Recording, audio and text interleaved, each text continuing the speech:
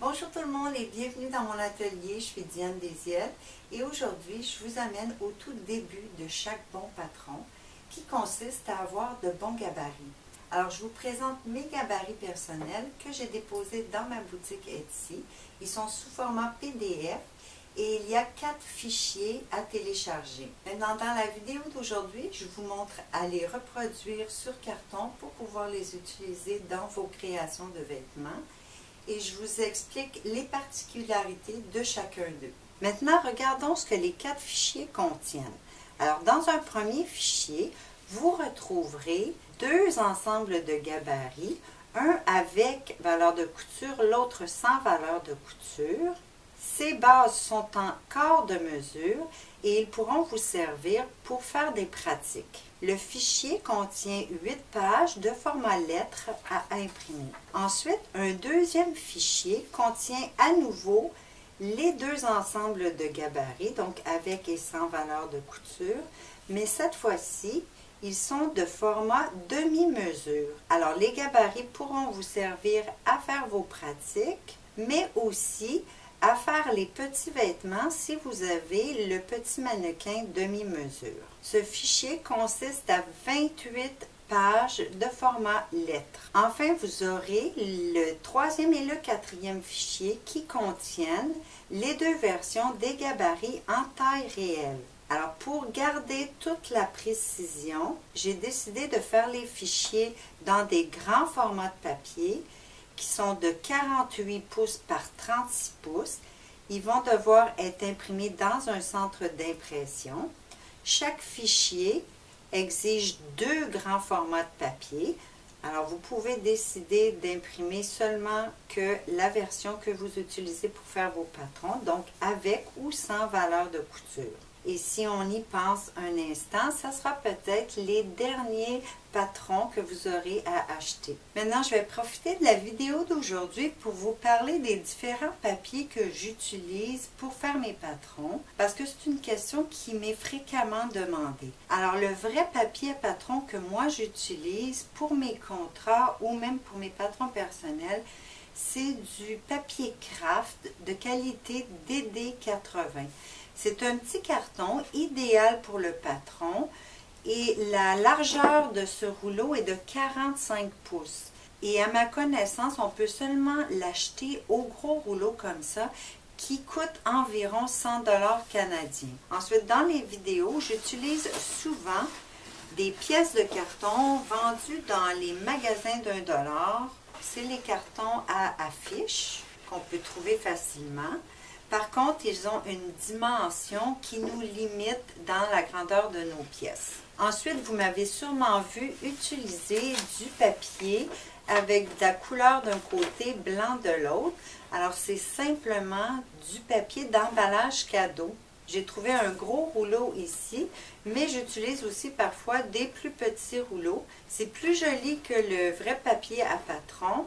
Ça fait un aussi bon travail et c'est moins dispendieux. Maintenant, quand toutes vos pièces dont vous aurez besoin sont imprimées, les petites, les moyennes et les grandes, je vous conseille de commencer par séparer vos pièces et les tailler tout autour pour vous laisser une marge d'environ 1 cm afin de pouvoir les brocher à notre carton.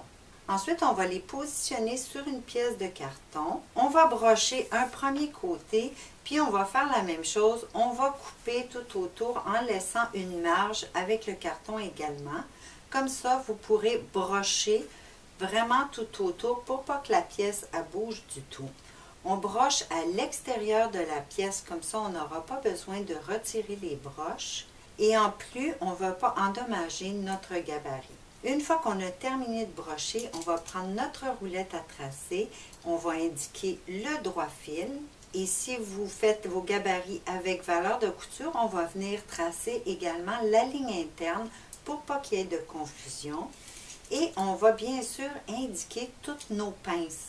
Une fois les informations reportées sur le carton, on va pouvoir découper tout autour et faire nos crans. Comme ce sont des gabarits de base, on doit être le plus précis possible. Alors, je vous conseille d'utiliser votre cranteur en sens inverse de façon à voir précisément la petite ligne du tracé. Ensuite, vous allez retracer les lignes de contour, les pinces et votre droit fil. N'oubliez pas d'inscrire également la grandeur pour chacune des pièces. Maintenant, étant donné que vous allez avoir beaucoup de découpage à faire, je vais vous donner mon petit truc pour avoir des lignes de contour vraiment douces. C'est tout simple. On doit simplement jamais aller jusqu'au bout de notre ciseau parce que ça va toujours donner une petite bosse. Lorsque vous coupez même des grandes distances, ne complétez pas le mouvement, arrêtez avant, puis ouvrez le ciseau à nouveau pour faire la deuxième coupe. De cette façon, votre contour va toujours rester bien lisse. Alors maintenant, on va regarder d'un peu plus près chacune des 7 pièces de patron de gabarit que je vous propose. Alors pour commencer, la jupe. Alors on a ici le gabarit du dos et le gabarit du devant. Et la meilleure façon de les différencier, c'est en regardant la longueur des pinces. Vous allez remarquer que sur le gabarit du dos, les pinces sont plus longues parce que c'est les pinces pour le fessier. Tandis qu'au devant, la pince est plus courte, c'est pour notre petit bedon. Maintenant, sur ces bases, vous pouvez vous ajouter une référence qui va être quand même très utile. C'est le niveau des hanches. Vous avez déjà le cran sur la latérale, alors il vous suffit simplement de venir tracer à l'écart de la médiane pour rejoindre le cran de hanche. Maintenant, une autre caractéristique qui va vous permettre de différencier votre base du devant de celle du dos, c'est la largeur. Alors, si je retourne, vous allez voir que ma base de dos est plus étroite que celle du devant d'environ 1 cm. Enfin, la dernière chose que je voulais vous mentionner, c'est la longueur de la jupe. Les gabarits que je vous propose ont 70 cm mesurés à la médiane dos à partir de la taille jusqu'au bas. Vous pouvez également vous indiquer le niveau des genoux qui se trouve à 60 cm à partir de la taille vers le bas. Maintenant, on peut regarder le gabarit du pantalon. Ça sera très facile de les différencier parce que leur forme est différente à plusieurs niveaux. Premièrement, au dos, on a 2 pinces parce que le volume au dos est beaucoup plus grand que celui qu'on a au devant. Ensuite, vous avez la plus longue fourche, encore une fois pour couvrir plus de longueur à l'arrière qu'à l'avant. Vous avez aussi les doubles crans qui indiquent toujours une pièce de dos. Ensuite de ça, sur les 2 bases, dos et devant, vous avez une référence sur la latérale pour le niveau de la hanche. Vous avez également de chaque côté de l'entrejambe et de la latérale pour chacune des pièces le niveau du genou. Et sur ces gabarits, j'ai aussi ajouté un ourlet ici de 4 cm. Maintenant, une petite caractéristique intéressante sur le gabarit de pantalon, c'est la petite différence qu'on va retrouver à partir du niveau du genou jusqu'à la fourche à la couture d'entrejambe. Vous allez constater que la partie du dos a 8 mm plus court que la partie du devant.